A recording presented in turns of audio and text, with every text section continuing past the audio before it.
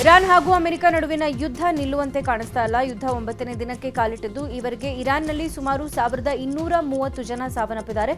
ಲೆಬನಾನ್ನಲ್ಲಿ 70 ಜನ ಸಾವನ್ನಪ್ಪಿದ್ದಾರೆ. ಇನ್ನು ಇಸ್ರೇಲ್ನ 12 ಸೈನಿಕರು ಹಾಗೂ ಅಮೆರಿಕದ 6 ಸೈನಿಕರು ಹತರಾಗಿದ್ದಾರೆ. ಇನ್ನು ಇಸ್ರೇಲ್ ಟೆಹರಾನ್ ವೇಳೆ ಮಿಸೈಲ್ ದಾಳಿ ಮುಂದುವರೆದಿದೆ. ಇನ್ನೊಂದು ಕಡೆ ಗಲ್ಫ್ ರಾಷ್ಟ್ರದಲ್ಲೂ ಯುದ್ಧದ ತೀವ್ರತೆ ಹೆಚ್ಚಿದೆ. 2026ರ T20 ವಿಶ್ವಕಪ್ ಫೈನಲ್ಸ್ ಪಂದ್ಯ ಇವತ್ತು ನಡೆಯಲಿದೆ. ಗುಜರಾತ್ನ ಅಹಮದಾಬಾದ್ನ ಮೋದಿ ಸ್ಟೇಡಿಯಂನಲ್ಲಿ ಟ್ರೋಫಿಗಾಗಿ ಭಾರತ ಮತ್ತು ನ್ಯೂಜಿಲೆಂಡ್ ಟೀಮ್ಗಳು ಸೆಣಸಾಡಲಿವೆ. ಸಂಜೆ 7ಕ್ಕೆ ಆರಂಭ ಆಗಲಿದ್ದು ಈ ರೋಚಕ ಪಂದ್ಯ ನೋಡೋಕೆ ದೇಶದ ಜನತೆ ಕಾತುರದಿಂದ ಕಾಯ್ತಾ ಇದ್ದಾರೆ. ಭಾರತ ತಂಡ ಸತತ 2ನೇ ಬಾರಿಗೆ ಟ್ರೋಫಿ ಎತ್ತೋಕೆ ನೋಡ್ತಾ ಇದ್ರೆ, ಇತ್ತ ನ್ಯೂಜಿಲೆಂಡ್ ಚೊಚ್ಚಲ ಟ್ರೋಫಿಗಾಗಿ ಎದುರು ನೋಡ್ತಾ ಇದೆ. T20 ವಿಶ್ವಕಪ್ ಇತಿಹಾಸದಲ್ಲಿ ನ್ಯೂಜಿಲೆಂಡ್ ವಿರುದ್ಧ ಭಾರತ ಒಂದೇ ಒಂದು ಪಂದ್ಯವನ್ನು ಗೆದ್ದಿಲ್ಲ. ಆದ್ರಿಂದ ಈ ಪಂದ್ಯ ಟೀಂ ಇಂಡಿಯಾಗೆ ಪ್ರತಿಷ್ಠೆಯ ಕಣ ಆಗಿದೆ. ಫೈನಲ್ ಪಂದ್ಯಕ್ಕಾಗಿ ಕೆಂಪು ಜೇಡಿ ಮಣ್ಣಿನಿಂದ ವಿಶೇಷವಾಗಿ ಸಿದ್ಧಪಡಿಸಲಾದ ಪಿಚ್ ಬ್ಯಾಟ್ಸ್ಮನ್ಗಳಿಗೆ ಹೆಚ್ಚಿನ ನೆರವು ಕೊಡಲಿದೆ. ಇವತ್ತು ಹೈ ಸ್ಕೋರಿಂಗ್ ಪಂದ್ಯ ಆಗೋ ಸಾಧ್ಯತೆ ಇದ್ದು 200ಕ್ಕೂ ಹೆಚ್ಚು ರನ್ಗಳ ನಿರೀಕ್ಷೆ ಇದೆ. ಈ ಪಂದ್ಯ ಗೆದ್ರೆ ಭಾರತ ತಂಡ 3 ಅಪರೂಪದ ವಿಶ್ವ ದಾಖಲೆಗಳನ್ನು ತನ್ನ ಖಾತೆಗೆ ಸೇರಿಸಿಕೊಳ್ಳಲಿದೆ. ಇವತ್ತು T20 ವಿಶ್ವಕಪ್ ಕ್ರಿಕೆಟ್ ಫೈನಲ್ ಹಣಾಹಣಿ ಹಿನ್ನೆಲೆ ಬೆಂಗಳೂರಲ್ಲಿ ಪೊಲೀಸರು ಕಟ್ಟುನಿಟ್ಟಿನ ನಿಗಾ ವಹಿಸಿದ್ದಾರೆ. ಫೈನಲ್ ಪಂದ್ಯ ನೋಡೋಕೆ ಸ್ಕ್ರೀನ್ LED ಅಳವಡಿಕೆ ಮಾಡಲಾಗಿದೆ. ಸ್ಕ್ರೀನ್ ಇರುವ ಕಡೆ SOP ಪಾಲಿಸೋಕೆ ಪೊಲೀಸ್ ಇಲಾಖೆ ಸೂಚನೆಯನ್ನ ಕೊಟ್ಟಿದೆ. ಅಪಾರ್ಟ್ಮೆಂಟ್ ಗ್ರೌಂಡ್ಗಳಲ್ಲಿ ಕ್ಲಬ್ಗಳಲ್ಲಿ LED ಸ್ಕ್ರೀನ್ ಅಳವಡಿಸುವ ಸಾಧ್ಯತೆ ಇದೆ. ಆದ್ರಿಂದ ಸ್ಕ್ರೀನ್ LED ಅಳವಡಿಕೆಗೆ ಸ್ಥಳೀಯ ಪೊಲೀಸರಿಗೆ ಮಾಹಿತಿ ನೀಡಬೇಕು. ಎಷ್ಟು ಜನ ಸೇರ್ತಾರೆ, ವ್ಯವಸ್ಥೆ ಹೇಗಿರುತ್ತೆ ಅನ್ನೋ ಬಗ್ಗೆ ಮಾಹಿತಿ ಕೊಡಬೇಕು. ಮಹಿಳೆಯರು ಮಕ್ಕಳ ಸುರಕ್ಷತೆಗೆ ಕ್ರಮದ ಬಗ್ಗೆ ಪೊಲೀಸರಿಗೆ ಮೊದಲೇ ತಿಳಿಸಿರಬೇಕು. ಅಲ್ಲದೆ ಸ್ಥಳೀಯ ಪೊಲೀಸರು ನಿಗಾ ವಹಿಸೋಕೆ ಸೂಚನೆಯನ್ನ ಕೊಡಲಾಗಿದೆ. ಒಂದ್ ಕಡೆ ಸಿಎಂ ಸಿದ್ದರಾಮಯ್ಯ ಹೈಕಮಾಂಡ್ ಒಪ್ಪಿದ್ರೆ ಇನ್ನೆರಡು ಬಜೆಟ್ ನಾನೇ ಮಂಡನೆ ಮಾಡ್ತೀನಿ ಅಂತ ಹೇಳ್ತಾ ಇದ್ದಾರೆ. ಇನ್ನೊಂದು ಕಡೆ ಡಿಸಿಎಂ DK ಶಿವಕುಮಾರ್ ಕುರ್ಚಿಗಾಗಿ ಕಸರತ್ತು ಮಾಡ್ತಾ ಇದ್ದಾರೆ. ಸಿಎಂ ಬಜೆಟ್ ಮಂಡನೆ ಮಾಡಿದ ಬೆನ್ನಲ್ಲೇ ಡಿಸಿಎಂ DKಶಿ ಇವತ್ತು ದೆಹಲಿ ಯಾತ್ರೆ ಕೈಗೊಂಡಿದ್ದಾರೆ. ಇವತ್ತು ಕಲಬುರಗಿಯ ಚಿತ್ತಾಪುರದಲ್ಲಿ ವಿವಿಧ ಅಭಿವೃದ್ಧಿ ಕಾಮಗಾರಿಗಳ ಉದ್ಘಾಟನೆಯನ್ನ ಮುಗಿಸಿ ಅಲ್ಲಿಂದ AICC ಅಧ್ಯಕ್ಷ ಮಲ್ಲಿಕಾರ್ಜುನ್ ಖರ್ಗೆ ಜೊತೆ DKಶಿ ದೆಹಲಿಗೆ ತೆರಳಲಿದ್ದಾರೆ. ಹೈಕಮಾಂಡ್ ಜೊತೆ DK ಶಿವಕುಮಾರ್ ಅಧಿಕಾರ ಹಂಚಿಕೆ ಬಗ್ಗೆ ಚರ್ಚೆ ನಡೆಸೋ ಸಾಧ್ಯತೆ ಇದೆ. ನಾಯಕತ್ವ ಬದಲಾವಣೆ ವಿಚಾರವಾಗಿ ಮೈಸೂರಲ್ಲಿ ಸಿಎಂ ಸಿದ್ದರಾಮಯ್ಯ ಮಾತನಾಡಿದ್ದಾರೆ. ಹೈಕಮಾಂಡ್ ಅವಕಾಶ ಕೊಟ್ಟರೆ ಮತ್ತೆರಡು ಬಜೆಟ್ ನಾನೇ ಮಂಡನೆ ಮಾಡ್ತೀನಿ, ಅವರು ಮುಂದುವರಿಯಿರಿ ಅಂದರೆ ಮುಂದುವರಿತೀನಿ, ಎಲ್ಲವೂ ಹೈಕಮಾಂಡ್ಗೆ ಬಿಟ್ಟಿದ್ದು ಅಂತ ಹೇಳಿದ್ದಾರೆ. ಹೈಕಮಾಂಡ್ ಸಿಎಂ ಸೀಟು ಬಿಡಿ ಅಂದರೆ ಬಿಡ್ತೀನಿ, ಇಲ್ಲದೆ ಇದ್ರೆ ಇಲ್ಲ, ನನಗೆ ಹೈಕಮಾಂಡ್ ಮೇಲೆ ವಿಶ್ವಾಸ ಇದೆ ಅಂತ ಹೇಳಿದ್ದಾರೆ. ಈ ರೆಕಾರ್ಡ್ ಮುಗಿಯೋದು ಬಹಳ ಇಂಪಾರ್ಟೆಂಟ್ ಅಂತ. ಅವಕಾಶ ಜನಗಳು ಅವಕಾಶ ಕೊಟ್ಟರೆ ಹೈಕಮಾಂಡ್ ಮೇಲೆ ವಿಶ್ವಾಸ ಇದೆ ಸರ್. ನಮ್ಗೆ ಯಾವಾಗಲೂ ವಿಶ್ವಾಸ ಇದ್ದೇ ಇರ್ತದೆ. ಹೈಕಮಾಂಡ್ ಮೇಲೆ ವಿಶ್ವಾಸ ಇಲ್ಲದೆ ಇನ್ಯಾರ ಮೇಲೆ ವಿಶ್ವಾಸ? ನಿನ್ ಮೇಲೆ ವಿಶ್ವಾಸ ಇಲ್ಲ. ನಾಯಕತ್ವ ಬದಲಾವಣೆ ನಡುವೆಯೇ ಮತ್ತೆ ದಲಿತ ಸಿಎಂ ಕೂಗು ಮುನ್ನೆಲೆಗೆ ಬಂದಿದೆ. ಮಾದಾರ ಚೆನ್ನಯ್ಯ ಸ್ವಾಮೀಜಿ ದಲಿತ ಸಿಎಂ ಆಗಬೇಕು ಅಂತ ಇಂಗಿತ ವ್ಯಕ್ತಪಡಿಸಿದ್ದಾರೆ. ಬೆಂಗಳೂರು ಗ್ರಾಮಾಂತರ ಜಿಲ್ಲೆಯ ದೇವನಹಳ್ಳಿಯಲ್ಲಿ KH ಮುನಿಯಪ್ಪ ಹುಟ್ಟುಹಬ್ಬ ಕಾರ್ಯಕ್ರಮದಲ್ಲಿ ಭಾಗಿಯಾದ ಶ್ರೀಗಳು KH ಮುನಿಯಪ್ಪ ದಲಿತ ಸಿಎಂ ಆಗಲಿ ಅಂತ ಹರಸಿದ್ದಾರೆ. ಸಚಿವ ಈಶ್ವರ್ ಖಂಡ್ರೆ ಬಳಿ ದಲಿತ ಸಿಎಂ ಕೂಗಿನ ಮನವಿಯನ್ನ ಮಾದಾರ ಚೆನ್ನಯ್ಯ ಸ್ವಾಮೀಜಿ ಮಾಡಿದ್ರು. KH ಮುನಿಯಪ್ಪ ಅವರಿಗೆ ಸಿಎಂ ಆಗೋ ಎಲ್ಲ ಅರ್ಹತೆ ಇದೆ, ಆದ್ರೆ ಅವರು ಮುಖ್ಯಮಂತ್ರಿ ಸ್ಥಾನ ಕೊಡಿ ಅಂತ ಕೇಳಲ್ಲ ಅಂತ ಹೇಳಿದ್ದಾರೆ. 1ನೇ ತರಗತಿ ಪ್ರವೇಶಕ್ಕೆ 6 ವರ್ಷ ವಯೋಮಿತಿ ಕಡ್ಡಾಯಗೊಳಿಸಿರೋ ಸರ್ಕಾರದ ಆದೇಶಕ್ಕೆ ಪೋಷಕರಿಂದ ಆಕ್ರೋಶ ವ್ಯಕ್ತವಾಗ್ತಾ ಇದೆ. ಹೀಗಾಗಿ ಇವತ್ತು ಪೋಷಕರು ಸಿಎಂ ಸಿದ್ದರಾಮಯ್ಯ ಅವರನ್ನ ಭೇಟಿ ಆಗಲಿದ್ದಾರೆ. 6 ವರ್ಷದ ನಿಯಮ ಸಡಿಲಿಕೆ ಮಾಡಬೇಕು ಅಂತ ಪೋಷಕರು ಸಿಎಂಗೆ ಮನವಿ ಮಾಡಲಿದ್ದಾರೆ. 90 ದಿನಗಳ ರಿಯಾಯಿತಿ ಕೊಡಬೇಕು. ರಿಯಾಯಿತಿ ಕೊಡೋದ್ರಿಂದ 2,30,000 ಮಕ್ಕಳ ಶೈಕ್ಷಣಿಕ ಬದುಕಿಗೆ ಸಹಾಯಕಾರಿಯಾಗುತ್ತೆ ಅಂತ ಸಿಎಂಗೆ ಪೋಷಕರು ಮನವಿ ಮಾಡಲಿದ್ದಾರೆ. ನಾಳೆಯಿಂದ ಸಂಸತ್ ಬಜೆಟ್ ಅಧಿವೇಶನ ಪುನರಾರಂಭ ಆಗಲಿದೆ. ಲೋಕಸಭೆಯ ಸ್ಪೀಕರ್ ಓಂ ಬಿರ್ಲಾ ವಿರುದ್ಧ ವಿಪಕ್ಷಗಳು ಮಂಡಿಸಲಿರುವ ಅವಿಶ್ವಾಸ ನಿರ್ಣಯಕ್ಕೆ ಟಿಎಂಸಿ ಪಕ್ಷ ಬೆಂಬಲ ಕೊಟ್ಟಿದೆ. ಅಧಿವೇಶನದ ಮೊದಲ ದಿನ ಸ್ಪೀಕರ್ ಓಂ ಬಿರ್ಲಾ ವಿರುದ್ಧ ಅವಿಶ್ವಾಸ ನಿರ್ಣಯ ಮಂಡಿಸಲಿದೆ. ಸದನದಲ್ಲಿ ಎಲ್ಲಾ ಸಂಸದರು ಹಾಜರಿರುವಂತೆ ಆಡಳಿತಾರೂಢ ಬಿಜೆಪಿ ಮತ್ತು ಪ್ರಮುಖ ವಿಪಕ್ಷ ಕಾಂಗ್ರೆಸ್ ವಿಪ್ ಜಾರಿ ಮಾಡಿದೆ. ರಾಷ್ಟ್ರಪತಿ ದ್ರೌಪದಿ ಮುರ್ಮು ಪಶ್ಚಿಮ ಬಂಗಾಳಕ್ಕೆ ಭೇಟಿ ಕೊಟ್ಟಿದ್ರು. 5 ಲಕ್ಷ ಜನ ಸೇರೋ ಸಂತಾಲ್ ಸಮಾವೇಶದಲ್ಲಿ ಪಾಲ್ಗೊಂಡಿದ್ರು. ಆದರೆ ಕಾರ್ಯಕ್ರಮಕ್ಕೆ ಆಗಮಿಸದ ಪಶ್ಚಿಮ ಬಂಗಾಳ ಸಿಎಂ ಬಗ್ಗೆ ರಾಷ್ಟ್ರಪತಿ ದ್ರೌಪದಿ ಮುರ್ಮು ಬೇಸರ ವ್ಯಕ್ತಪಡಿಸಿದ್ದಾರೆ. ಅವರು ನನ್ನ ತಂಗಿ ಥರ ನನ್ನ ಮೇಲೆ ಕೋಪಗೊಂಡಿದ್ದಾರೋ ಏನೋ ಅಂತ ಬೇಸರದ ಮಾತುಗಳನ್ನಾಡಿದ್ದಾರೆ. ಕಾರ್ಯಕ್ರಮಕ್ಕೆ ಖುದ್ದು ಸಿಎಂ ಸಚಿವರೇ ಬಂದಿರಲಿಲ್ಲ. ಸಮುದಾಯದ ಜನರು ಕಾರ್ಯಕ್ರಮಕ್ಕೆ ಬರೋಕ್ಕಾಗಲಿಲ್ಲ. ಇಕ್ಕಟ್ಟಾದ ಜಾಗದಲ್ಲೇ ಕಾರ್ಯಕ್ರಮ ಆಯೋಜನೆ ಮಾಡಿದ್ದಾರೆ ಅಂತ ಡಾರ್ಜಿಲಿಂಗ್ನಲ್ಲಿ ನಡೆದ ಸಂತಾಳ್ ಸಮ್ಮೇಳನದ ಅವ್ಯವಸ್ಥೆ ಬಗ್ಗೆ ರಾಷ್ಟ್ರಪತಿ ಮುರ್ಮು ಬೇಸರ ಹೊರಹಾಕಿದರು.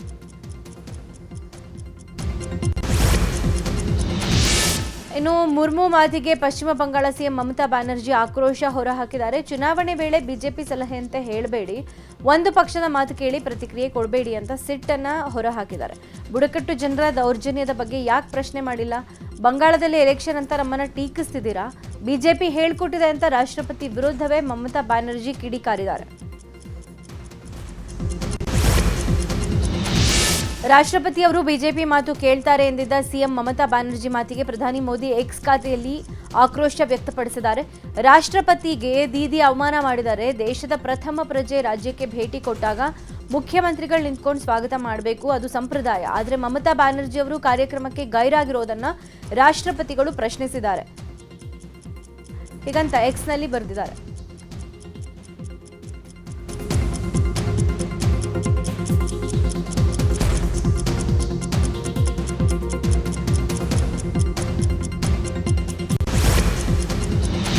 ಬಿಹಾರದಲ್ಲಿ ಕ್ಷಿಪ್ರ ರಾಜಕೀಯ ಸಂಚಲನ ಎದ್ದಿದೆ. ಪುತ್ರನಿಗೆ ರಾಜಕೀಯ ಭವಿಷ್ಯ ರೂಪಿಸೋಕೆ ಬಿಹಾರ ಮುಖ್ಯಮಂತ್ರಿ ನಿತೀಶ್ ಕುಮಾರ್ ರಾಜ್ಯಸಭೆಗೆ ತೆರಳೋಕೆ ಸಜ್ಜಾಗಿದ್ದಾರೆ. ಈ ಬೆನ್ನಲ್ಲೇ ನಿತೀಶ್ ಕುಮಾರ್ ಪುತ್ರ ನಿಶಾಂತ್ ಕುಮಾರ್ ಇವತ್ತು ಜೆಡಿಯು ಪಕ್ಷಕ್ಕೆ ಸೇರ್ಪಡೆಗೊಳ್ತಾ ಇದ್ದಾರೆ. ನಿಶಾಂತ್ ಕುಮಾರ್ ಬಿಹಾರ ಉಪಮುಖ್ಯಮಂತ್ರಿ ಆಗೋ ಸಾಧ್ಯತೆ ಇದೆ.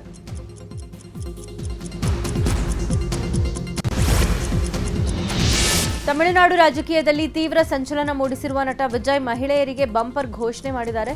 ಅಂತಾರಾಷ್ಟ್ರೀಯ ಮಹಿಳಾ ದಿನಾಚರಣೆಯನ್ನ ಉದ್ದೇಶ ಮಾಡಿ ಮಾತನಾಡಿದ ಟಿವಿಕೆ ಅಧ್ಯಕ್ಷ ವಿಜಯ್, ತಮ್ಮ ಪಕ್ಷ ಟಿವಿಕೆ ಅಧಿಕಾರಕ್ಕೆ ಬಂದರೆ ಬಂಪರ್ ಕೊಡುಗೆ ಕೊಡೋದಾಗಿ ಘೋಷಣೆ ಮಾಡಿದ್ದಾರೆ.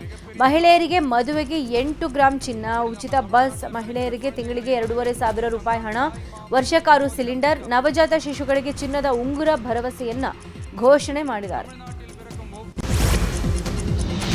ಸುಮಾರು 130 ನಕ್ಸಲರು ತೆಲಂಗಾಣ ಮುಖ್ಯಮಂತ್ರಿ ರೇವಂತ್ ರೆಡ್ಡಿ ಮುಂದೆ ಶರಣಾಗಿದ್ದಾರೆ. ನಕ್ಸಲರು AK-47 ಸೇರಿದಂತೆ 124 ಶಸ್ತ್ರಾಸ್ತ್ರಗಳನ್ನು ಸರ್ಕಾರಕ್ಕೆ ಒಪ್ಪಿಸಿದ್ದಾರೆ. 130 ನಕ್ಸಲರ ಪೈಕಿ ಛತ್ತೀಸ್ಗಢದ 125 ಮಂದಿ, ತೆಲಂಗಾಣದ 4 ಮಂದಿ, ಆಂಧ್ರದ 1 ನಕ್ಸಲ್ ಸೇರಿದ್ದಾರೆ ಅಂತ ಹೇಳಲಾಗಿದೆ. ಸಾಂಕೇತಿಕವಾಗಿ ನಕ್ಸಲರು ತಮ್ಮ ಶಸ್ತ್ರಾಸ್ತ್ರಗಳನ್ನು ಸಿಎಂಗೆ ಒಪ್ಪಿಸಿದ್ದಾರೆ. ಕೊಲೆ ಬೆದರಿಕೆ ಹಾಕಿರೋ ಆರೋಪ ಸಂಬಂಧ ಬಿಗ್ ಬಾಸ್ ಮಾಜಿ ಸ್ಪರ್ಧಿ ರಜತ್ ವಿರುದ್ಧ ಡಾಕ್ ಸತೀಶ್ ದೂರು ಕೊಟ್ಟಿದ್ದಾರೆ. ಬೆಂಗಳೂರಿನ ಚಾಮರಾಜಪೇಟೆ ಪೊಲೀಸ್ ಠಾಣೆಯಲ್ಲಿ ದೂರು ದಾಖಲಾಗಿದೆ. ಪ್ರಕರಣ ಸಂಬಂಧ ಮಾತನಾಡಿದ ಡಾಕ್ ಸತೀಶ್, ರಜತ್ ನನಗೆ ಪರಿಚಯನೇ ಇರಲಿಲ್ಲ, ಬಿಗ್ ಬಾಸ್ ಅಲ್ಲಿ ಇದ್ರು ಅಂತ ಮಾತ್ರ ಗೊತ್ತು. ಒಮ್ಮೆ ಇಂಟರ್ವ್ಯೂಗೆ ನನ್ನನ್ನು ಕರೆದಿದ್ರು, ಅದನ್ನ ತಿರುಚಿ ಪೋಸ್ಟ್ ಮಾಡೋ ಕೆಲಸ ಮಾಡಿದ್ರು. ನನ್ನ ಮನೆ ಅಡ್ರೆಸ್ ಹೇಳಿದ್ರೆ 20,000 ಕೊಡ್ತೀನಿ ಅಂತ ಹೇಳಿದ್ರು. ಕೊಲೆ ಬೆದರಿಕೆ ಹಾಕಿರೋ ಸಂಬಂಧ ದೂರು ಕೊಟ್ಟಿದ್ದೀನಿ ಅಂತ ಹೇಳಿದ್ದಾರೆ. ಸಿಮ್ ಅಪ್ಗ್ರೇಡ್ ಹೆಸರಲ್ಲಿ ವ್ಯಕ್ತಿಯೊಬ್ಬರಿಗೆ ಲಕ್ಷಾಂತರ ಹಣ ವಂಚಿಸಿರೋ ಘಟನೆ ಹುಬ್ಬಳ್ಳಿಯಲ್ಲಿ ನಡೆದಿದೆ. ಬರೋಬ್ಬರಿ 5.56 ಲಕ್ಷ ರೂಪಾಯಿ ವರ್ಗಾಯಿಸಿಕೊಂಡು ವಂಚಿಸಲಾಗಿದೆ. ವಂಚನೆಗೊಳಗಾದ ವ್ಯಕ್ತಿಯನ್ನ ನರೇಂದ್ರ ಅಂತ ಗುರುತಿಸಲಾಗಿದೆ. ಸಿಮ್ ಅಪ್ಗ್ರೇಡ್ ವಿಚಾರವಾಗಿ ಮೆಸೇಜ್ ಬಂದಿತ್ತು, ಆದರೆ ಯಾವುದೇ OTP ಬಂದಿರಲಿಲ್ಲ. ನಂತರ ವಿವಿಧ ಖಾತೆಗಳಿಂದ 5,56,800 ರೂಪಾಯಿ ವರ್ಗಾಯಿಸಿಕೊಂಡು ವಂಚಿಸಲಾಗಿದೆ ಅಂತ ಸೈಬರ್ ಕ್ರೈಮ್ ಪೊಲೀಸ್ ಠಾಣೆಯಲ್ಲಿ ಪ್ರಕರಣ ದಾಖಲಿಸಲಾಗಿದೆ. ಬೆಂಗಳೂರಿನ HAL ಪೊಲೀಸ್ ಠಾಣಾ ವ್ಯಾಪ್ತಿಯಲ್ಲಿನ ACS ಲೇಔಟ್ನಲ್ಲಿ ಖದೀಮರ ಹಾವಳಿ ಮಿತಿಮೀರಿದೆ. ರಾತ್ರಿ ಹೊತ್ತಲ್ಲಿ ಸೈಲೆಂಟ್ ಆಗಿ ಏರಿಯಾಗೆ ಗ್ಯಾಂಗ್ ಎಂಟ್ರಿ ಕೊಟ್ಟು ಮನೆ ಬೀಗ ಮುರಿದು ಕಳ್ಳತನ ಮಾಡಿ ಪರಾರಿಯಾಗ್ತಿದ್ದಾರೆ. ಚಪ್ಪಲಿ ಹಾಕೊಂಡ್ರೆ ಶಬ್ದ ಬರುತ್ತೆ ಅಂತ ಬರೀ ಕಾಲಲ್ಲೇ ಕಳ್ಳರು ಬಂದು ಮನೆಯ ಗೇಟ್ ಮೇಲೆ ಹತ್ತಿ ಮನೆ ಬಾಗಿಲು ತೆಗೆಯೋಕೆ ಸರ್ಕಸ್ ಮಾಡಿದ್ದಾರೆ. ಇಂಥ ಘಟನೆಗಳು ಪದೇ ಪದೇ ಬೆಳಕಿಗೆ ಬರ್ತಾನೆ ಇದೆ. ಆರೋಪಿಗಳನ್ನು ಬಂಧಿಸಬೇಕು ಅಂತ ಸ್ಥಳೀಯರು ಮನವಿ ಮಾಡಿದ್ದಾರೆ.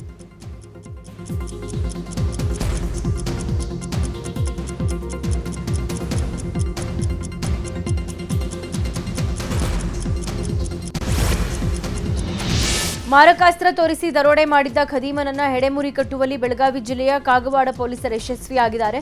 ಕಾಗವಾಡ ತಾಲೂಕಿನ ಹೊರ ವಲಯದಲ್ಲಿ ಬೈಕ್ ಮೇಲೆ ತೆರಳುತ್ತಾ ಇದ್ದ ಶಾಂತು ಅವಳೇಕರ ಎಂಬಾತನಿಗೆ ಮಾರಕಾಸ್ತ್ರ ತೋರಿಸಿ 2.81 ಲಕ್ಷ ದರೋಡೆ ಮಾಡಲಾಗಿತ್ತು. ವಿಶೇಷ ತಂಡ ರಚನೆ ಮಾಡಿದ ಕಾಗವಾಡ ಪೊಲೀಸರು ತನಿಖೆಯನ್ನ ನಡೆಸಿ ಸಾಗರ ಸನದಿ ಎಂಬಾತನನ್ನ ಬಂಧಿಸಿದ್ದಾರೆ. ದರೋಡೆ ಮಾಡಿದ ಹಣವನ್ನ ವಶಕ್ಕೆ ಪಡೆದು ಆರೋಪಿಯನ್ನ ಜೈಲಿಗಟ್ಟಿದ್ದಾರೆ. ಕ್ಯಾಂಟರ್ ಚಾಲಕ ಕುಡಿದ ನಶೆಯಲ್ಲಿ ಸಿಕ್ಕ ವಾಹನಗಳಿಗೆ ಡಿಕ್ಕಿ ಹೊಡೆದಿರೋ ಘಟನೆ ಆನೇಕಲ್ ಪಟ್ಟಣದಲ್ಲಿ ನಡೆದಿದೆ. ಕುಡಿದ ಮತ್ನಲ್ಲಿ ಕ್ಯಾಂಟರ್ ಚಾಲಕನ ಅಡ್ಡಾದಿಡ್ಡಿ ವಾಹನ ಚಾಲನೆ ಮಾಡಿದ್ದು 4-5 ಬೈಕ್, 2 ಆಟೋ, 1 ಕಾರಿಗೆ ಡಿಕ್ಕಿ ಹೊಡೆದು ವಾಹನ ನಿಲ್ಲಿಸದೆ ಎಸ್ಕೇಪ್ ಆಗೋಕೆ ಯತ್ನಿಸಿದ್ದ. ಈ ವೇಳೆ ಸಾರ್ವಜನಿಕರು ಚಾಲಕನನ್ನ ಹಿಡಿದು ಹಿಗ್ಗಾಮುಗ್ಗಾ ಥಳಿಸಿ ದೊಣ್ಣೆಯಿಂದ ಕ್ಯಾಂಟರ್ ಗ್ಲಾಸ್ ಹೊಡೆದಿದ್ದಾರೆ. ನಂತರ ಸ್ಥಳಕ್ಕೆ ಬಂದ ಪೊಲೀಸರು ಚಾಲಕನನ್ನ ವಶಕ್ಕೆ ಪಡೆದಿದ್ದಾರೆ.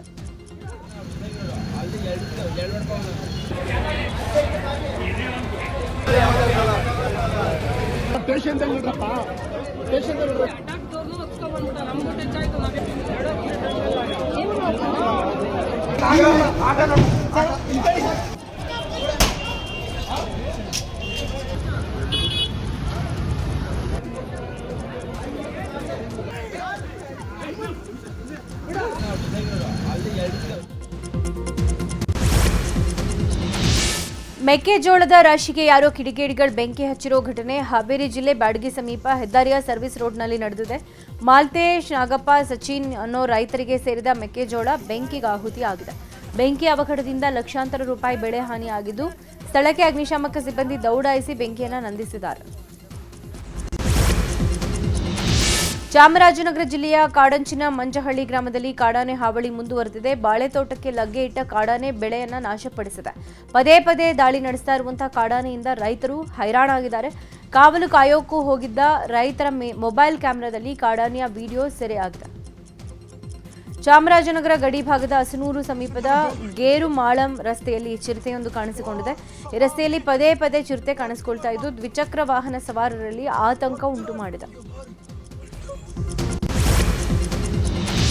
ಉತ್ತರ ಕನ್ನಡ ಜಿಲ್ಲೆ ದಾಂಡೇಲಿಯ ಪಂಪಾಂಸು ಪ್ರದೇಶದ ಕಾಳಿ ನದಿ ನೀರಲ್ಲಿ ಬೃಹತ್ ಮೊಸಳೆ ಕಾಣಿಸಿಕೊಂಡಿದೆ. ಗೇಟ್ ನಂಬರ್ 3 ಬಳಿ ಮೊಸಳೆ ಕಾಣಿಸಿಕೊಂಡಿದ್ದು ಜನರಲ್ಲಿ ಆತಂಕ ಮೂಡಿಸಿದೆ. ರಾತ್ರಿ ವೇಳೆ ರಸ್ತೆಯಲ್ಲೂ ಮೊಸಳೆಗಳು ಅಡ್ಡಾದಿಡ್ಡಿ ಓಡಾಡ್ತಾ ಇವೆ. ಮೊಸಳೆಗಳ ಹಾವಳಿ ಕುರಿತು ಅರಣ್ಯ ಇಲಾಖೆಗೆ ಸ್ಥಳೀಯರು ದೂರನ್ನ ಕೊಟ್ಟಿದ್ದಾರೆ.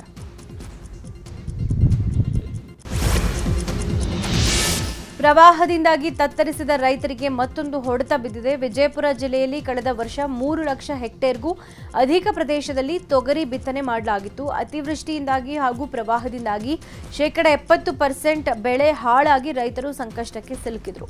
ಆದರೆ ಈವರೆಗೂ ವಿಮೆ ಪರಿಹಾರದ ಹಣ ಮಾತ್ರ ಬಂದಿಲ್ಲ. ಬೆಳೆ ಹಾನಿಯಾದರೆ ಪರಿಹಾರ ಸಿಗುತ್ತೆ ಅಂತ ಜಿಲ್ಲೆಯ 83,349 ರೈತರು ಬೆಳೆ ವಿಮೆ ತುಂಬಿದ್ದಾರೆ. ಈ ಪೈಕಿ 22,700 ರೈತರಿಗೆ ಬೆಳೆ ವಿಮೆ ಹಣ ಜಮಾ ಆಗಿದೆ. ಉಳಿದ 60,577 ರೈತರಿಗೆ ವಿಮೆ ಹಣ ಜಮಾ ಆಗಿಲ್ಲ. ಈ ಬಗ್ಗೆ ಅಧಿಕಾರಿಗಳನ್ನ ಕೇಳಿದ್ರೆ ತಾಂತ್ರಿಕ ಸಮಸ್ಯೆ ಅಂತ ಹೇಳ್ತಾರೆ. ಹೀಗಾಗಿ ವಿಮೆ ಹಣ ನೀಡದೇ ಇದ್ರೆ ಅನ್ನದಾತರು ಹೋರಾಟ ಮಾಡೋದಾಗಿ ಎಚ್ಚರಿಕೆ ಕೊಟ್ಟಿದ್ದಾರೆ. ಬೆಂಗಳೂರು ದಕ್ಷಿಣ ಜಿಲ್ಲೆ ಚನ್ನಪಟ್ಟಣ ತಾಲೂಕಿನ ಕೆಳಗೆರೆ ಗ್ರಾಮದಲ್ಲಿ ರಸ್ತೆಗಾಗಿ ಗ್ರಾಮದ ಜನ ಒತ್ತಾಯಿಸಿದ್ದಾರೆ. ಗ್ರಾಮದ ಹರೀಶ್ ಗೌಡ ಹಾಗೂ ಗ್ರಾಮಸ್ಥರು ರಸ್ತೆ ನಿರ್ಮಾಣಕ್ಕೆ ಒತ್ತಾಯ ಮಾಡಿದ್ದಾರೆ. ಸುಮಾರು ವರ್ಷಗಳಿಂದ ನಮಗೆ ರಸ್ತೆನೇ ಇಲ್ಲ, ಚರಂಡಿ ವ್ಯವಸ್ಥೆ ಇದ್ರೂ ಕೂಡ ರಸ್ತೆ ಕಾಮಗಾರಿಗೆ ಕೆಲವರು ವಿರೋಧ ಮಾಡ್ತಿದ್ದಾರೆ. ನಮಗೆ ಬಹಳಷ್ಟು ಸಮಸ್ಯೆ ಆಗ್ತಾ ಇದೆ. ಹೀಗಾಗಿ ಆದಷ್ಟು ಬೇಗ ಸಂಬಂಧಪಟ್ಟ ಇಲಾಖೆಯ ಅಧಿಕಾರಿಗಳು ಕ್ರಮ ವಹಿಸಿ ರಸ್ತೆ ವ್ಯವಸ್ಥೆ ಮಾಡಿಕೊಡ್ಬೇಕು ಅಂತ ಒತ್ತಾಯಿಸಿದ್ದಾರೆ.